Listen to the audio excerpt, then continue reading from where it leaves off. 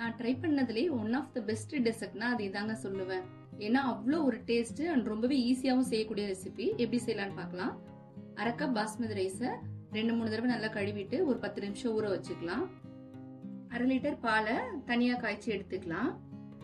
இப்ப 10 நிமிஷம் கழிச்சு ஊற வச்ச அரிசியை தண்ணி இல்லாம மிக்சியில கொரகொரப்பா அரைச்சு எடுத்துக்கலாம். இதை ஒரு பேன்ல சேர்த்துட்டு 1/2 கப் அரிசிக்கு 1 கப் சர்க்கரை கரெக்டா இருக்கும்.